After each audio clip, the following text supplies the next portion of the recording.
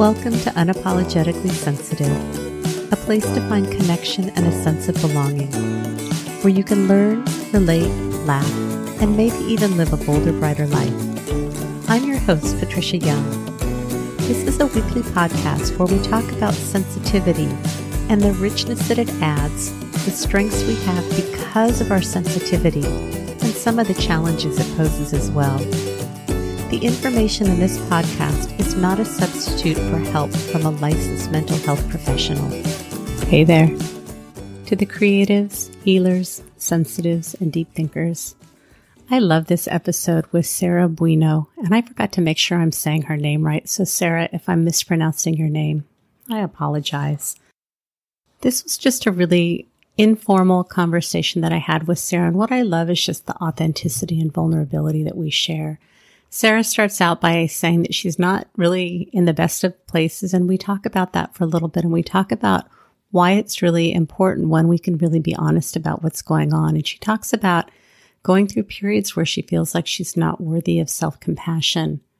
I met Sarah a while back, and she set a boundary with me. I talked about this on one of the episodes, but we really explored this a little bit more in depth, and she didn't remember it.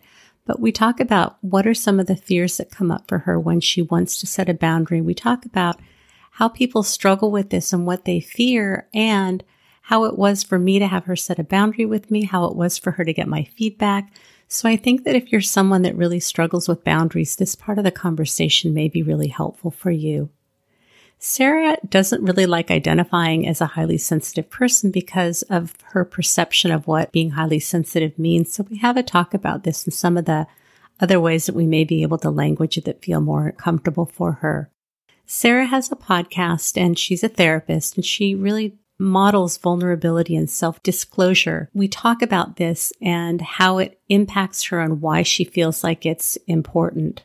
She also talks about a model for therapy called NARM, which is Neuro, Affective, Relational model, and she's found it really helpful. We talk about a number of things in this episode. If you listen to this podcast on Apple iTunes, you can just scroll down in the notes, and everything that we talk about is in the show notes, or you can go to Unapologetically Sensitive and click on the episode number under the podcast page, and all of the resources are listed there. I'm going to start being a little bit more brief about the bio for my guest. So what I'm going to tell you is Sarah Buino is a speaker, teacher, therapist, and founder of Head Heart Therapy. She specializes in shame, trauma, and substance use disorders, and she really helps her clients enhance their authenticity. If you're enjoying the podcast, you can really help me out by rating and reviewing. And if you're comfortable, share it with somebody. I really want to get the word out on the amazing strengths that highly sensitive people have. The world needs us. And now, on to the show. Hey, Sarah, how are you? I'm feeling feelings, Patricia. How are you? I'm tired. Don't you love like when you start your episode like, hi. I'm tired. I think it's about modeling authenticity. I mean, I think we don't do enough of this. So why don't you take a minute and just share whatever you want to share about what's going on? Well, currently there's mold in my house, and and this is such a white people problem. And so I am definitely recognizing my privilege in the fact that I have a pretty significantly square-footed home, but we have a duplex down. So at the basement level, there's a lot of living space, and that's where our bedroom is. And my beautiful walk-in closet where I record all my podcast episodes. So I haven't been recording. So we had to move everything out of the basement. We had to relocate our bedroom to upstairs in what is my office. But I've had this energetic problem with this room for such a long time. I do not know why I don't like this room in my house, and I have to sleep in it right now. That in and of itself has been disorganizing. But then my doctor is having me do this detox to try to rid my system of the mold. And it has made me like, I'm already super emotional. That's like my baseline, but it has made me uber super emotional. And so this week was a roller coaster for me. And my poor sweet husband has been dealing with my anger and my tearfulness. And he's a saint. That's hard. And, you kind of minimize this like it's a white person's problem, but it's about disruption. It's about routine. It's about what works for us. And then having to work in a room and move all of your stuff. That stuff is all really disruptful. And yeah. And, you know, if you're already a deep thinker and a deep feeler, and then you're going through stuff where your feelings are even more intense, that's just hard. Like, I guess I really want to just say, I don't know. I guess I just want you to honor, like, that's a lot going on. Yeah.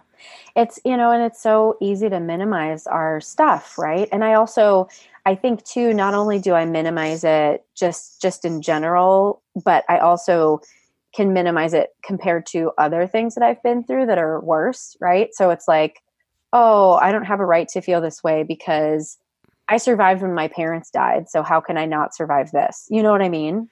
Right. And I think comparative suffering to myself. Right. And I think that this is, I love that we're talking about this because I think it's so easy for us to minimize, and whatever's going on for us in this moment, big, little, significant, insignificant, this is what our reality is. And my experiences of the way that I move through it is to really honor it, allow for all of the feelings. It's not like I want to unpack my bags and live there. Right. But when I create room to have whatever feelings and to be with it, that this is what's going on. This is how I'm feeling. I wouldn't choose this. I don't like it. I accept it, and then do whatever I need to do to move through it. But I think we have a tendency to just, I'm not saying you're doing this, but to push it down or to minimize or to get in our heads. And then it stays around a lot longer. And then that creates suffering. Oh, it's totally true.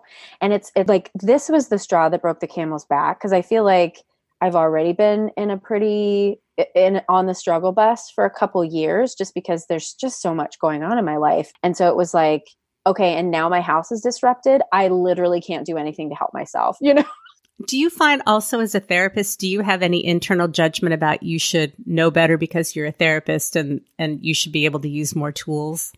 It's not quite that overt. It's less about I should know better because I'm a therapist. It's more about I should have figured this out already because I've been working on myself so deeply for so long.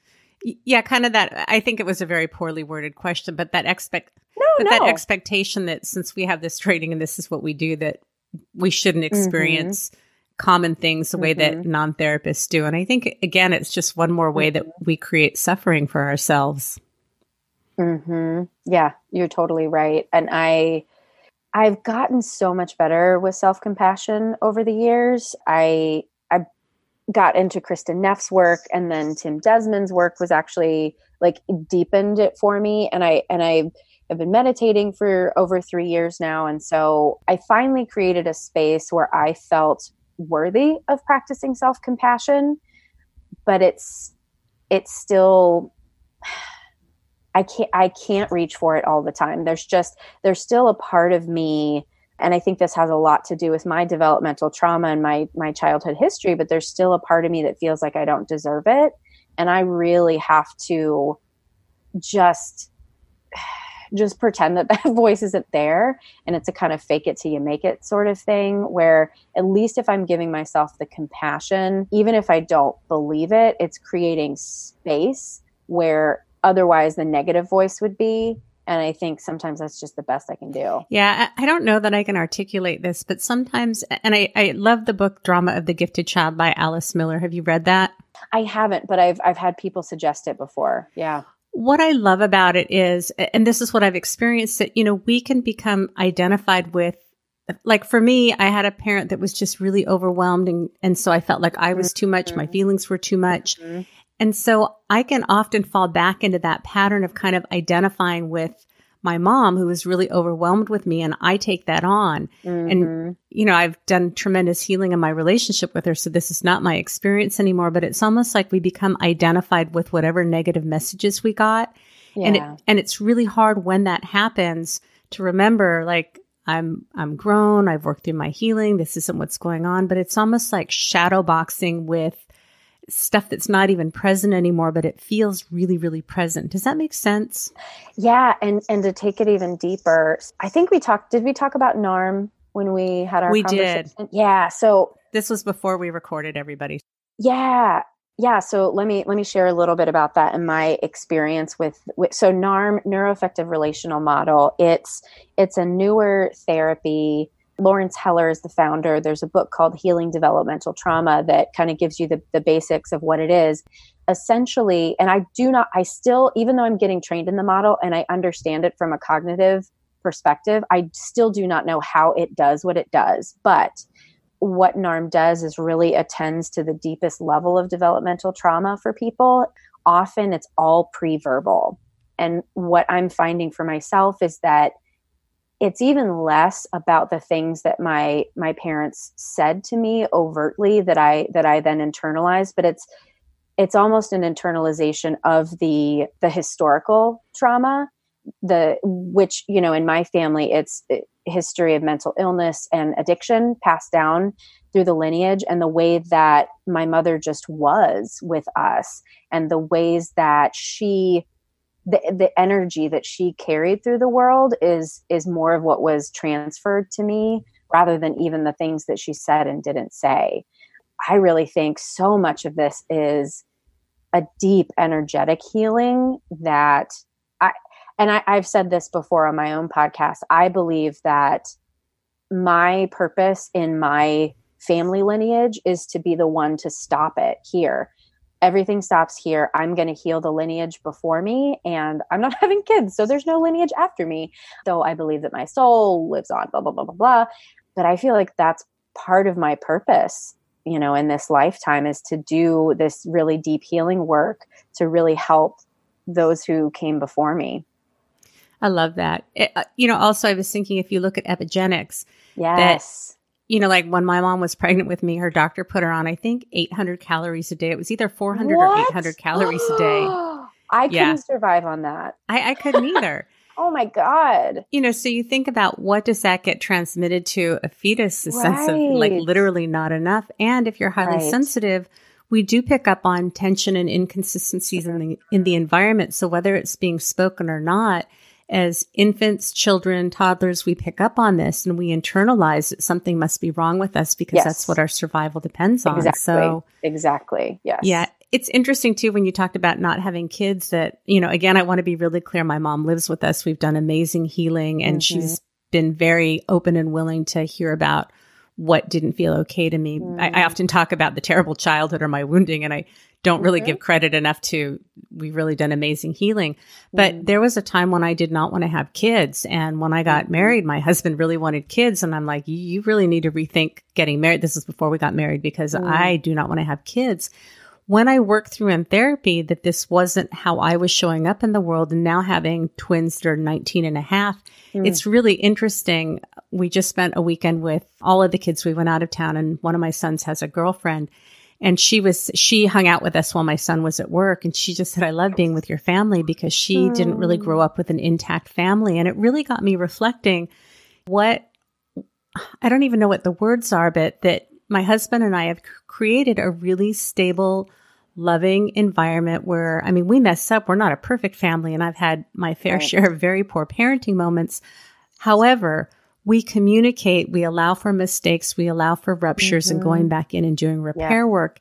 And it just felt so esteeming that I've created something so different than what I experienced growing up, and that what I've offered to my boys, that hopefully they will pass on, to future generations. It really feels, it's very profound. I'm feeling a bit inarticulate because this isn't something I've really talked about very much, but it's really powerful that we really can make those changes so that moving forward, some of these generational patterns hopefully go by the wayside. There's some new ones that I've probably created, but they get to go to therapy. Right.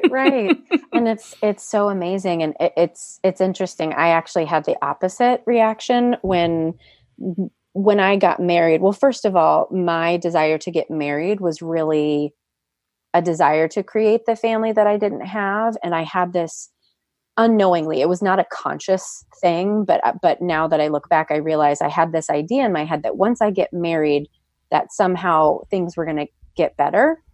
It actually was true. Thank God none of my previous boyfriends before my husband wanted to marry me, because it would have been a disaster and I would have been more of a basket case than I already am. But when I married my husband, he was the first person who really unconditionally loved me. It really was the start of my healing. when it got to the point, and very, very early in our marriage, we were 27, I was 27, he was 28 when we got married. And pretty early on, it was like, okay, we're going to get married. I'm going to grad school and then we'll have a kid and then blah, blah, blah, blah, blah. It wasn't until I really sat with the question, and I sat with the question in therapy for 6 years, I think. That one therapist that I had at the time, this is pretty much all we talked about, was this, do I have kids or don't I? Because I just always assumed that I was supposed to, that it would then also bring me some sort of healing because I would be able to create the family that I never had. But I recognized at one point that I would only be having kids, and this is definitely not to speak on your choices and your family, but for me, it would have been the same perpetuation of only having kids to create the thing that you didn't have yourself. And because that's what my mom did. My mom literally said, I had you so that someone would love me. And God, was that a setup? I was just like, that is such a setup for a really difficult life journey, because it was always, there was so much pressure put on me to be, this is it's actually probably a pretty appropriate word given my mom's religious history, but I was supposed to be my mom's savior in many ways. And I rebelled against that because I could feel that, and I wasn't going to give in to that because I knew that that wasn't actually my purpose. It created so much pain in my relationship with my mom, and it'll be 6 years since she died in December. And I still struggle with our relationship, even though she's passed away. I wish that there could have been some sort of healing while she was alive, but I just don't think it was possible. Yeah. And I think that I think grief is more complicated when you have a complicated relationship with someone that dies because of that unfinished business, where people have this assumption like they're gone and, no more. And I think it's almost worse because you don't get a chance to go back in there and do all that healing. And, it doesn't feel like unfinished business because I really, when she died, I knew I had done everything I could on my side of the street. Mm-hmm. And I don't believe that she would have been capable of the type of healing that I needed anyway. And so people probably think I sound like a total jerk saying this, but it's better that my parents have passed away, because I think it's better for them and it's better for me, because I think our healing needed to happen separately. And while we were on this planet together, there was just so much conflict and turmoil and disappointment that I don't think any of these parties would have gotten where we are. I don't know if your listeners are into like afterlife and all that sort of stuff, but the journey that my dad has been on since he passed away, like he's done so much healing work. And every time I do a reading, he shows up, and it's pretty incredible. And my mom is still kind of suffering, wanting to get back to just live another life and just do it over again. And that also kind of speaks to this energetic feeling of like feeling this need to perform in order to have worth. It's just fascinating. Wow. I feel like there's so much content and I want to keep responding. And then there's a part of me that there's so much more that I want to keep going forward to. And there are times when I listen back to the podcast and when I don't respond, it sounds like I'm like, all I want to do is talk about what I want to talk about. So I'm having that internal dialogue right now. I totally get it. Yes. Yeah. I want to switch to something else, unless I don't want you to feel like, God, I just spilled my heart and like, you're not even responding. So are you feeling I'm heard cool. and seen? I feel heard and seen and loved. Okay. I talked about this on one of my podcast episodes, but I didn't say who it was, but I wanted to kind of recreate a conversation that you and I had and share with the listeners, because I thought it was such a beautiful way that you were able to set some limits. And I felt really okay with it, that I had reached out to you via Messenger. We somehow got connected. You have a podcast. It happened to be a day where you had time, and we talked on the phone and had this, for me, this amazing connection. Yeah. And I had let you know, like, I'm really at a place where I've been letting go of a lot of relationships and I'm looking for new relationships. And I said, I would love to connect with you. And do you recall how you responded? No, but I probably said something about being busy and trying to set boundaries around that. Yeah, that's what I am trying to do right now. Yeah. I mean, I felt very seen and heard that you said, I've loved this connection and I would love that. And my life is really full right now. And I don't know that I really have room for more new people in my life, but this has been a great connection. And if that opening comes up, I would love to connect with you. Yeah. Does that sound, good. do you have anything else you want to add to that, or? No, that sounds very lovely. I'm glad I was clearly I had space that day to like say it in a way that it could be received like that. Cause one of the things I beat myself up about is I have this feeling that I am supposed to give to everyone. So it's been really hard to set those boundaries. But I was just like looking at my Facebook friends list the other day and like, I have too many friends.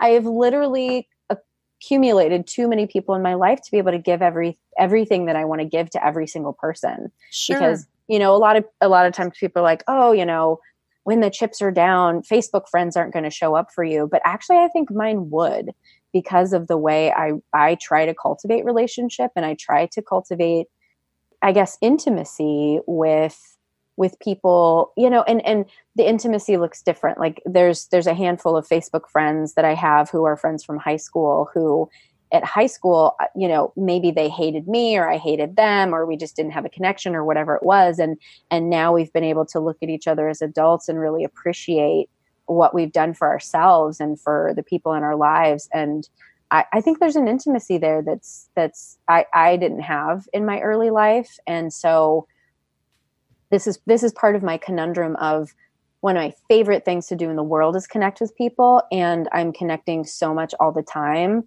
that it really takes me away from connecting to myself and my higher power. And I am just struggling to find that balance right now so much. Yeah. Would you be open to talking about what are some of the things that make it difficult for you to set boundaries? Like in that situation when I said like, oh, I would love to connect, just because I know that it's something that the listeners have, some people have really communicated that they're so afraid of hurting people's feelings or it's not okay. Yep, so can you talk a little bit about what goes on for you? It's the fear of hurting people, the fear of disappointing people. And that I'm sure comes from my childhood. And this, again, the same feeling that I was supposed to be my mom's savior. I am, it's a very Al-Anon way to move through the world, that I am supposed to make sure that you are comfortable. And also too, I think part of it is, I have gotten negative feedback before. There was last year at this time, I was going through such a rough time professionally, and I was having suicidal ideation. And an old friend, I ran into her somewhere, and she's like, "Oh, would you love to get a drink? Would you like to get a drink sometime? I'd love to." And I was just like, "I can't. I literally can't do anything but work right now." And she was so offended, and I was devastated. I knew, like, you can feel it when somebody gets really hurt and offended by it and takes it personally. And, even though I know that I didn't necessarily do anything wrong, yes, sure, I could have communicated it in a different way, but it was just so hard for me to tolerate that I had hurt her feelings, and I, in my mind, made her feel bad, It is so difficult for me to tolerate. And so that's what I'm trying to do is, I guess, balance my worth, shift my understanding of my worth, not being about what I do for other people, but just who I am. And it's an everyday practice for me. Yeah, that's a hard one. What I see is that she wasn't able to own that she had a higher need to connect with you than you did. And she wasn't able to own her disappointment. So she put it on you, which is, I think, the dynamic that happens very frequently. So let's play the situation out. Had you not set a boundary and I'm like, I really want to connect. And you go like, okay, knowing that you don't have the capacity. And then I'm calling you and I'm emailing you and I'm messaging you because like, I just love this and it felt good and I want more. What do you imagine would have happened for you had I, actively pursued you? Because I would. I loved our conversation.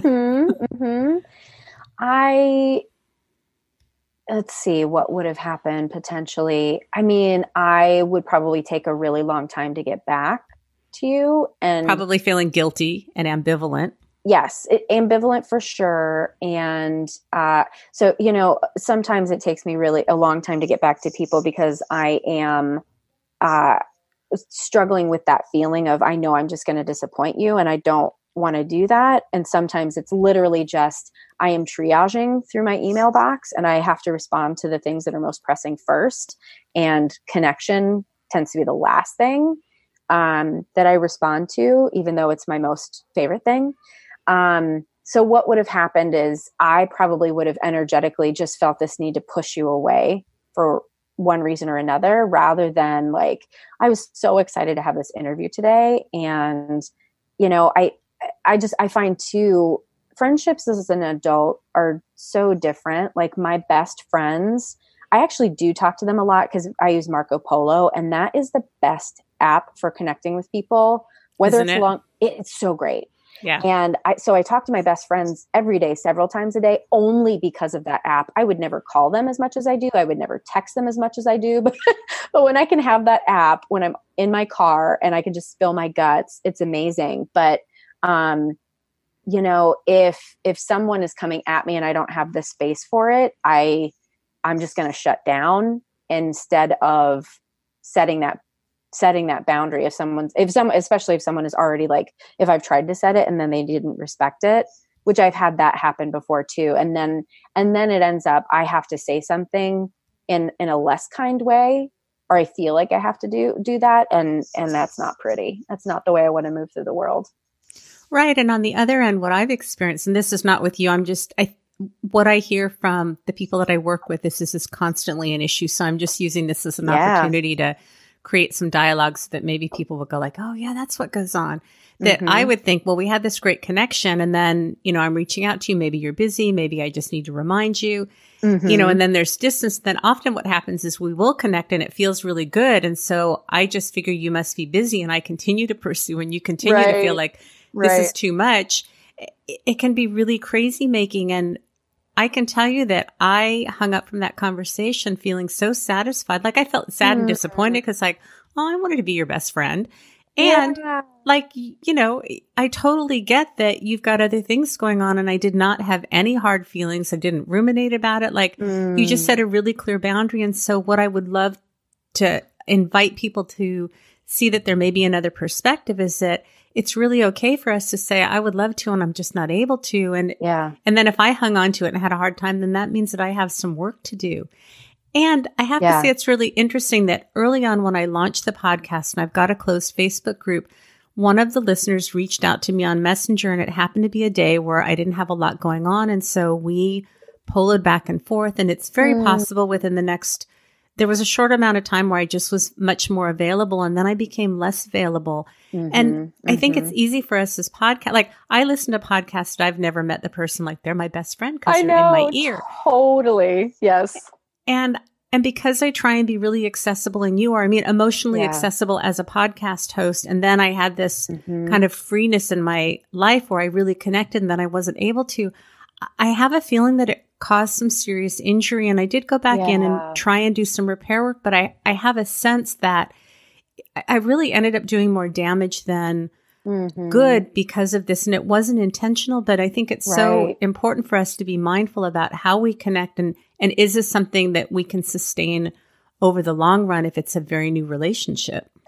You're so right. And I think there's this added level of pressure because, I think you and I show up very similarly in our shows, that a lot of people would say they know us really well, and they probably do, based on all that we're sharing. And so when people reach out to connect, we're not celebrities, but it's probably pretty similar, right? You assume this level of closeness and comfort with someone because you've seen them from afar and heard about them. And I think you're so right that if we aren't really clear on those boundaries, like I actually had someone reach out to me and wanted what I felt like was answers to clinical questions that I don't like.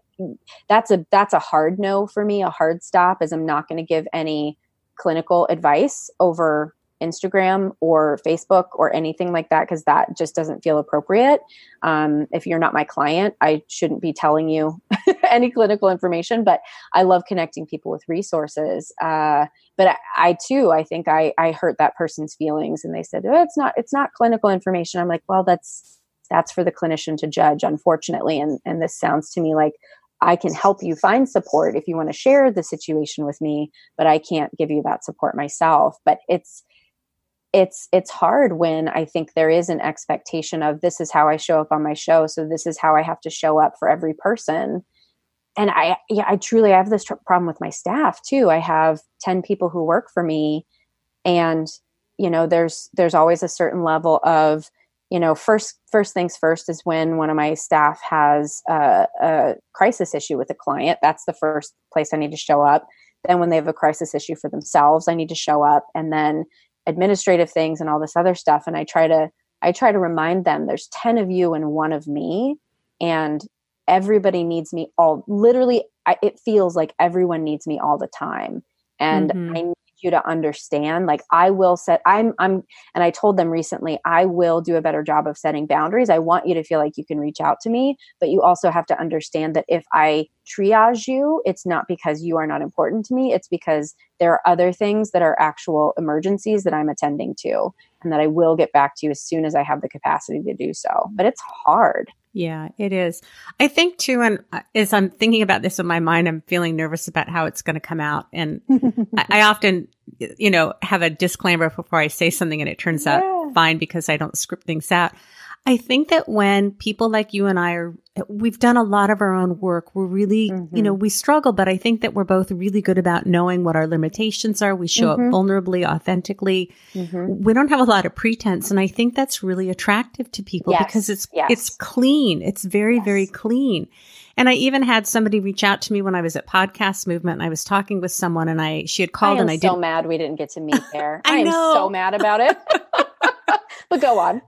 And it was a number that I didn't recognize. So I picked up, and I just said, like, I'm really glad that you reached out to me. It was someone I'd met here in San Diego. I'm at Podcast Movement. I'm in the middle of an interview. Can you follow up with me? And if I don't respond to you by this date, please feel free to reach out to me again. It's important to me, but sometimes I forget. And she said, I really appreciated how, I was kind, but I was very direct. And I know that I have a hard time following through. Like, in the moment, I want to follow through, and then I just forget because I'm juggling so much stuff. But she said, I really appreciate that. So I think that the other dynamic that happens is when we've done our work, people want to be around us because it just feels really good, and people want more of that. Right. Yeah, absolutely. And it's so funny because it's exactly the opposite of how I was in my early life. And I won't say the cuss word, but what I always heard time and time again is, I thought you were a B until I got to know you. Parents fill in the blank there for that word. That's what I heard all of the time. And so to be in this complete opposite position where people are wanting my energy and time, it's a little unbelievable, but at the same time, I think it's just a product of, like you said, all of the emotional work that I've done over the years. Yeah, my experience is that when I do my own work and I'm clear about what works for me and what doesn't, I don't need to have walls up, so I don't seem distant. I can be really open and kind and warm, and I can set clear boundaries with people. And like my experience was with you, you set a boundary, and I'm like, that's great. I can't wait till we can talk on that podcast interview. Yeah. I want to move into something else. I do have this ongoing dialogue. Like, I could talk to you for 3 hours, and my natural style is like, I want to reflect what you're saying, but I have this whole thing of things I want to get to. So I'm having this ongoing dialogue of, like, I should be doing it differently, and we can't do a 3-hour interview. So just naming what's going on for me. Do you identify as a highly sensitive person? So, as I told you before we recorded, I guess it's time to really dig into that together about why I want to push that away. So I don't move through the world identifying that way, but when I took the test, I did come out as a highly sensitive person. And when I think about how I get affected energetically by spaces and people around me, I think that that's true. And I think part of the reason that I want to push that away is because the term sensitive feels like it has a negative connotation to me rather than a positive one, even though I know that sensitivity is my clinical superpower with clients. But some of it has to do with what I'm interpreting the word sensitive to mean is weak. And I know that that's not what that means. And even as a therapist, I know like crying is not weak and all of these sorts of things, but the word sensitive, and maybe it's because being a sensitive person and having people tell you many, many times like, oh, you're so sensitive, don't take it personally. Nah. Maybe that's part of the push away, but I'm not sure. I mean, you've probably asked this question a million times and have heard the gamut of reasons that people either will take it on or not. So I'm curious your thoughts. I totally understand where you're coming from. And I'd be curious, the other term that they're using is sensory processing sensitivity. I think there's a real misnomer when we call it sensitive because culturally, our culture doesn't value sensitivity and we think about it only in terms of emotions. But, being a highly sensitive person includes the 4 characteristics that Dr. Aaron identified, which is depth of processing, being a deep thinker, and having a nervous system that's finely tuned so we get overstimulated and overaroused very easily, having high levels of empathy and emotional responsiveness, and then sensitive to subtleties, which is how much we notice things in the environment and we notice facial expressions and tone of voice, and if something's been moved and we know what people need. And then, the obvious bright lights, loud noises, strong sounds and smells. Right. I asked my guests, is there another term that you would prefer? And I've heard highly attuned, highly responsive. Yeah. And so I think that the name sensitive is really a misnomer. And I can understand. And it's funny, I had my friend Laura Carr, who's a therapist, on. And when we first reconnected and I was talking about the highly sensitive person, she just had like an internal eye roll. But because she cared about... because she cared about me and our relationship, she kind of suspended that and got curious. And it turns out that she identifies and, some people that she knows that are close to her are also highly sensitive. So the fact that she was able to remain open in spite of having that internal eye roll, I just don't know that the name indicates really the amazing strengths and gifts that we have, because we do think about just being emotional and crying, where it's like we're loyal and we're conscientious and we're great problem solvers and we're creative and we're healers and justice makers and have all of these amazing gifts to offer the world. But when you think in terms of, crying and being emotional, I don't think that really resonates with very many people. Right. Well, it does resonate with me. That's not necessarily the part that I like to identify with. And, as you were talking, I was also thinking, I am so overstimulated right now. And I've been experiencing adrenal fatigue for the past couple years. And so I think that's also part of it too, is I am so tired of being so sensitive and having my system be all jacked up. Also makes me just want to be like, no, I am not a sensitive person. I don't want to be anymore. Throw a fit about it. Yeah, I'm probably going to talk about this all the time, but Melissa Schwartz put on the Sensitivity Summit.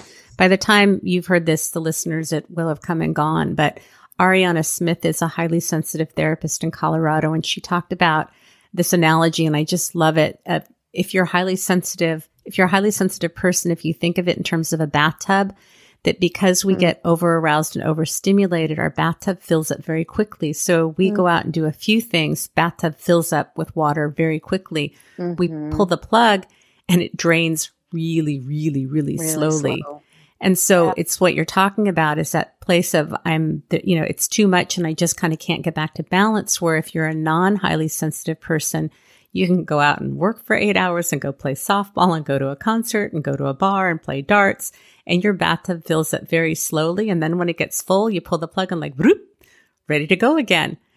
I just think it's such a beautiful analogy. And my husband and I have been talking about this in terms of, where's my bathtub at and how slow is my drain? Because it's very hard for him sometimes as a non-highly sensitive person to understand why little things can really be challenging for me.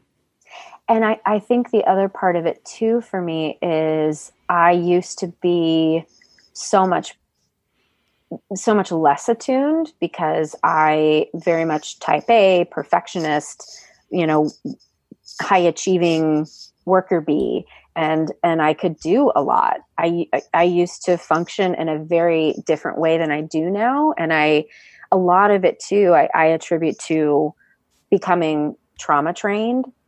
That really shifted my level of attunement and tuned it so much more finely that I feel like I am even more sensitive now than I was before.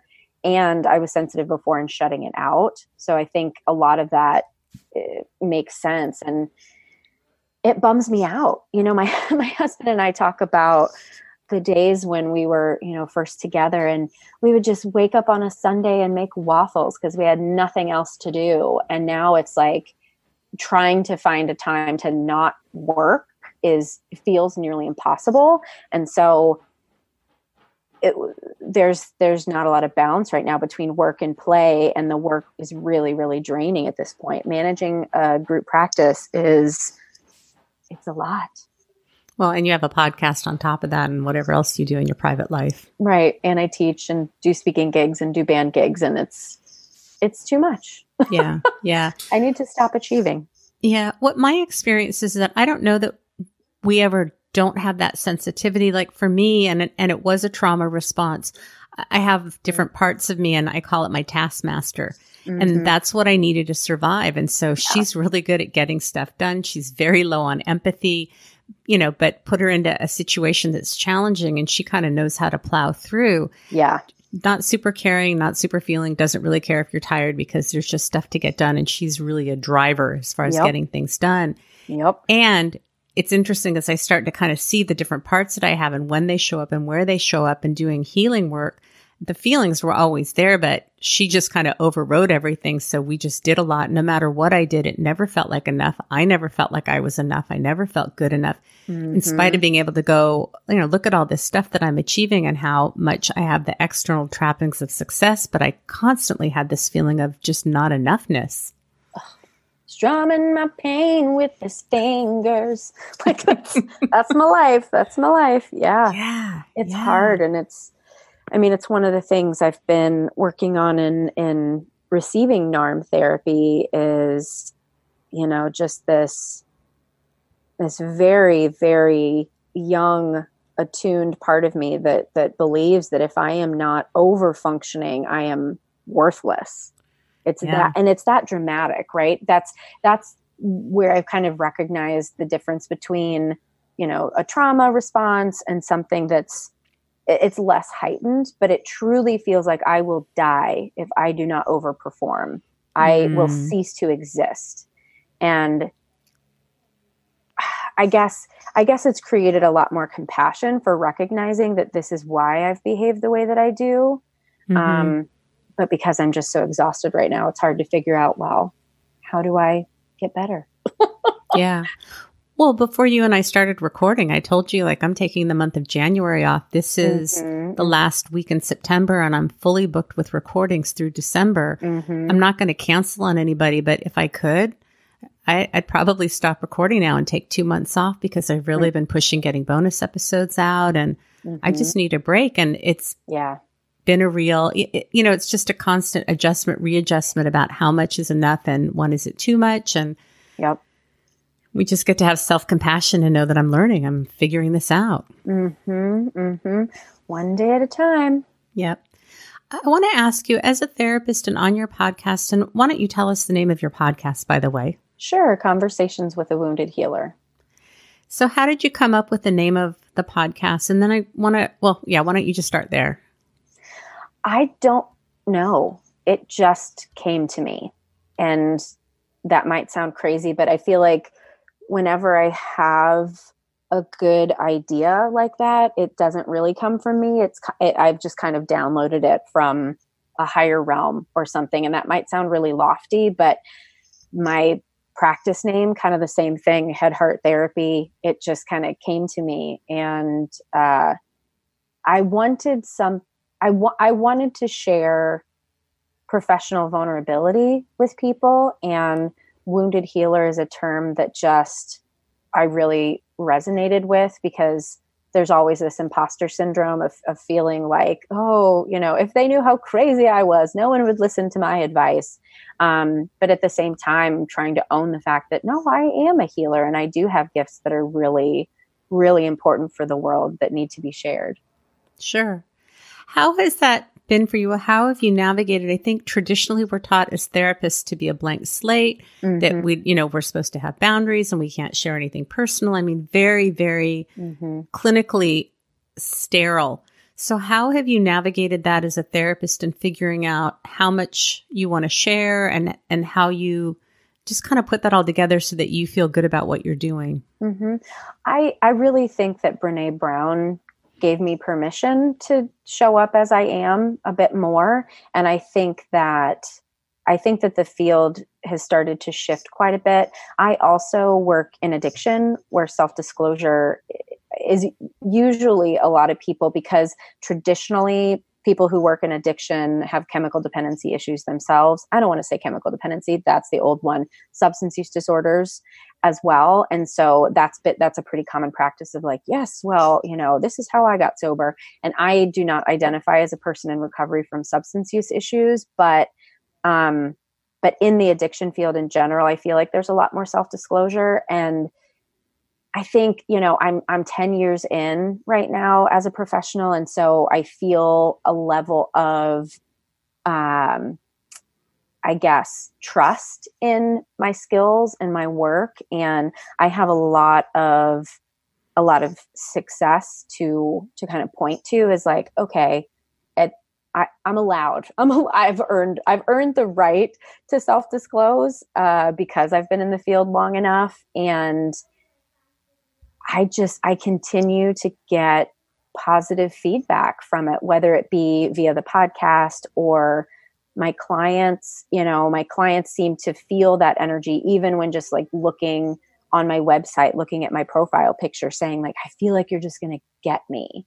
And part of that getting is because I know what darkness feels like. I always tell my clients, I don't know what it's like to be in recovery from a substance use issue, but I do know darkness. And I do know the feeling of doing something over and over, knowing that you should be doing something different. And so that fuels my feeling that it's okay to share. And I just try, one of the big rules of thumb is trying to not share something that I haven't worked on, but at the same time, like right now I'm suffering through this mold issue. And so sometimes I'll show up with my clients and say, yeah, I am not the best version of myself today, but for this hour, I'm going to put that aside and be here for you. And I find that they appreciate it. At least that's the feedback that they give me. Maybe they're lying, but I think they're telling me the truth. I too find that my clients really resonate with self-disclosure and knowing that they're not alone. And I just launched these 3 online courses, and I said in one of them, I'm having this kind of thing that I'm wanting you to get a lot out of this. And I'm having this fear of like, I'm not going to be able to deliver. And people really appreciated that. And, I think we have this fear of like, oh my God, if I say that, then they're going to know that I don't know what I'm doing, or, they're going to all quit. And every time I risk and I'm vulnerable, I'm very mindful and I'm very appropriate, but people tell me how much they appreciate it. And I have to say that the depth of sharing and processing in these groups is pretty amazing. And I think it's because I'm modeling personally what I'm struggling with in a way that makes it safe for other people. Yes, totally agreed. Do you ever have a reaction though? Because you and I are both on Facebook, and there are lots of threads with therapists that will ask a very benign question about self-disclosure. And I see therapists jump all over about like, I would never do that. That's, unethical. I mean, very, very potent reactions. And I usually have to just leave the thread, but I'm often surprised at the range of how therapists respond to things. I'm trying to stay in my lane. Yeah. And I think that one of the things I've learned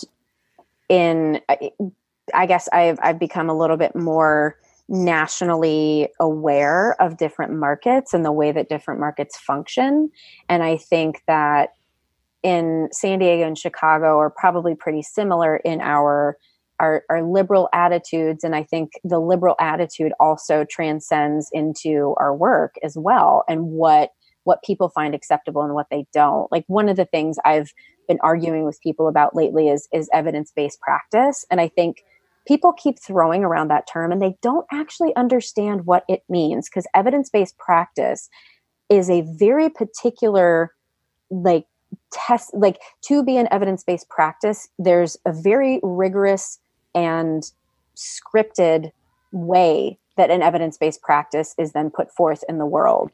It's not just that evidence-based practice means there's evidence to support it. It's a very specific thing.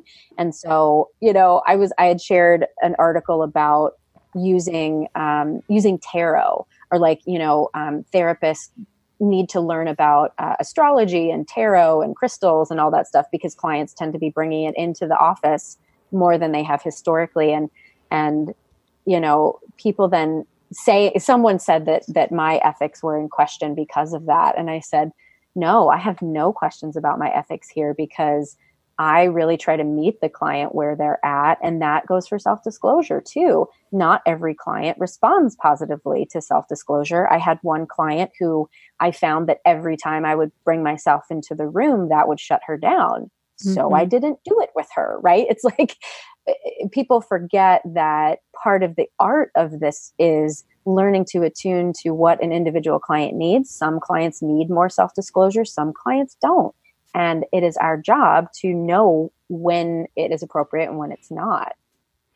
Right. And I think certain populations, depending on who your niche is, are going to lean more towards self-disclosure or not. But I think when we work with populations that have felt like they're different, they're misfits, there's something wrong with them, that self-disclosure and that display of our own imperfection and messy humanity is incredibly validating, because I didn't get enough of that as a kid.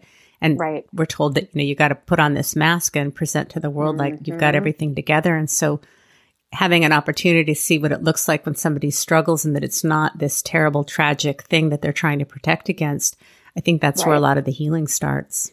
Oh, that's so well said. And that makes sense for the addiction population, because, people who struggle with substance use disorders are told that they're bad and wrong. Yeah. And so I like to share in that, like, it doesn't, just because you have an addiction doesn't mean that you're any different. Everybody has the same thoughts about it. The only thing that's different about you is the numbing mechanism you've chosen can kill you quicker than the rest of us. And it's illegal for some, yeah.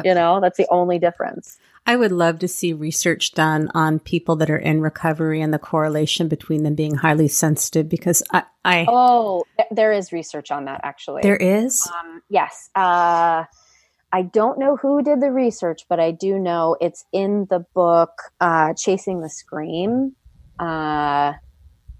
Johan Hari is his name, and he references a study where they do say that people with substance use disorders are more sensitive than the general population. They probably didn't do it in the HSP terms, but in terms of emotion regulation, distress tolerance, that sort of thing, they are more sensitive. And it totally makes sense, because if we don't have caregivers that really embrace all of our feelings and our emotions and are not able to model to us how to soothe, we call it self-regulation, then we have these big feels and these deep thoughts, and we don't know what to do. And so we reach to something to provide some comfort and some soothing. And we're not taught from our parents, which ideally that's where it would happen, but often they didn't know how to do it. So it's not that they're withholding, they just don't have the skills to give us. And so I really would love to be able to, I'm always thinking about where are the people that are highly sensitive that don't know that they're highly sensitive, and their lives might change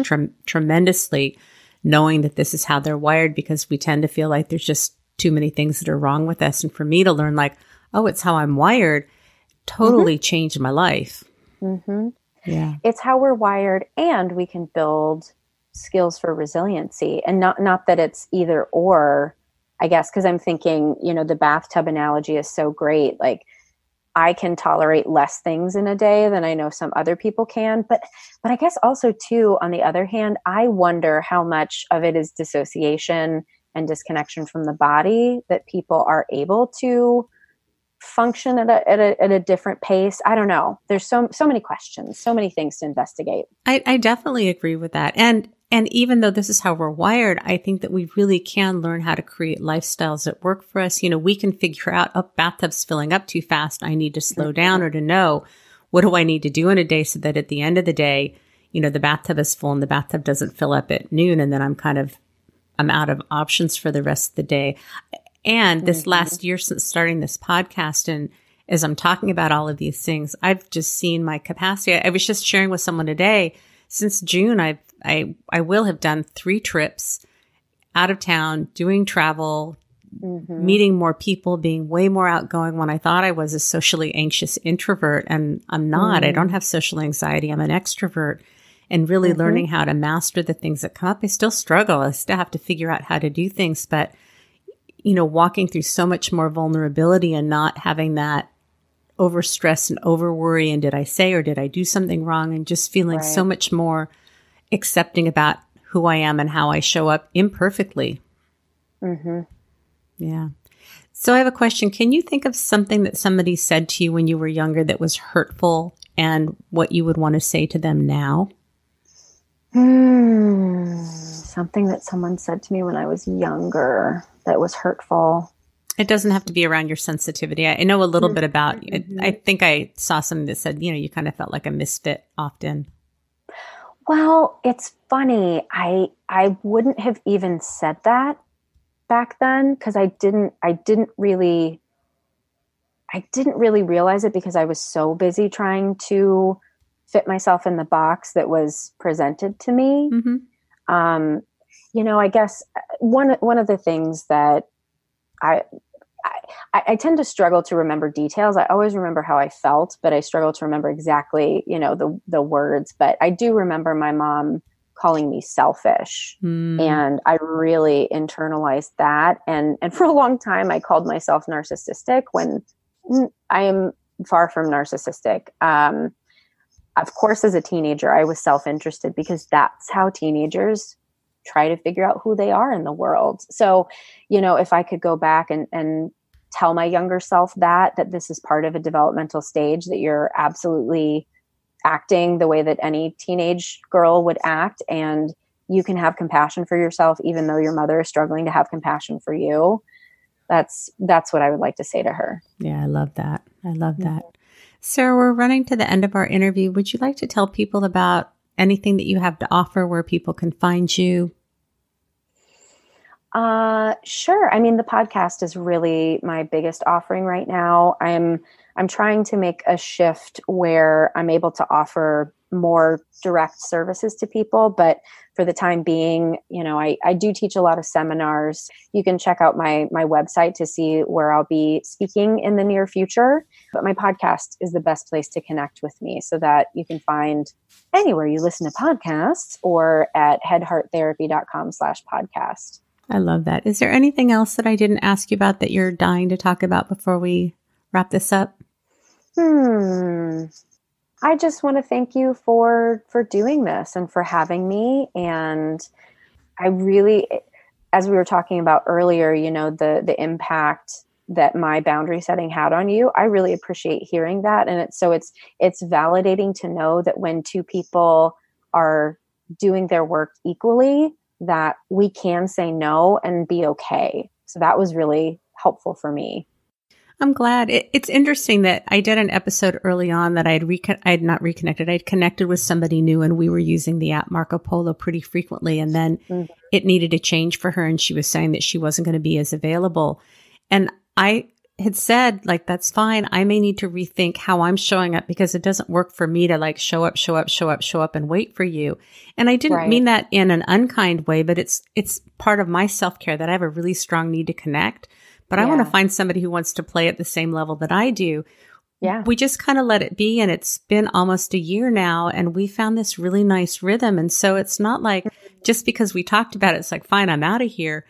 We figured out a way to make it work. And I find that just being able to talk about what my needs are, what my limitations are, and to have that work for somebody else creates an amazing amount of room for things to open up when we're not fighting, resisting, being angry, and just going, this is what I need. This is what I can't offer. This is what I can offer. Yep. Yeah. Yeah. Sarah, thanks so much for being here today. I really appreciate it. Oh, thank you. It's been my pleasure. All right. Have a great day. You too. Thank you so much for being here today. I really hope you enjoyed this conversation. I really loved talking with Sarah. If setting boundaries resonated with you and it's something that you struggle with, if authentic communication is a challenge for you, if there's anything that you heard in this that you feel like you might need some support around, the online HSP courses are going to be starting up again in January, about the second week. It's a great opportunity to work with other highly sensitive people in a really supportive, nurturing environment. And the whole goal of the HSP course is not only to learn more about the trait, but how it shows up in your life, the things that you struggle with, to hear the things that you may have challenges with, having other people talk about them and how much compassion we have when we see our struggles in someone else, and then learning lots of practical tips and tools. On Thursdays, I'm going to be trying to release episodes with interviews of people that have already taken the course. And if you're interested, you can go to unapologeticallysensitive.com. There's a tab for the HSP online courses with information. Keep checking back because I'm going to be updating with videos and audio of participants that I've interviewed. If you haven't listened to them yet, episode 48 with Maria and episode 49 with Ranielle, I interview both of these people who just finished the last round of courses, so you can hear somebody who's experienced it talk about it personally. If you have any questions, you want to get in touch with me, you can reach me at unapologeticallysensitive@gmail.com. Thank you so much for being here and listening. I really appreciate each and every one of you. Remember, sensitivity is nothing to apologize for. It's our superpower. Have a blessed day. Bye.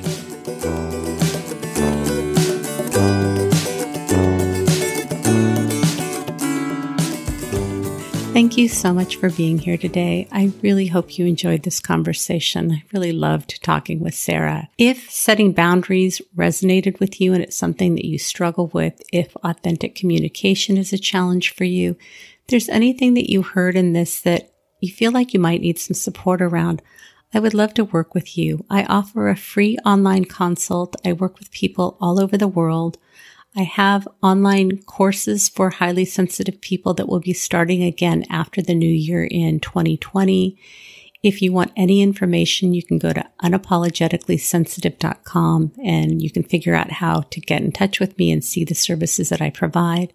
I always love hearing from the listeners, so if you want to reach out to me and send me an email, you can reach me at unapologeticallysensitive@gmail.com. The online work that I provide is from the comfort of your own home.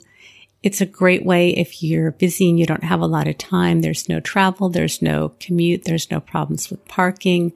Some of my clients will do a session from the comfort of their car, not while they're driving, but while they're parked. They can do it on their lunch break from work, or if they're out and about and they just have a private place where they can meet with a good internet connection. Remember, sensitivity is nothing to apologize for. It's our superpower. Have a blessed day.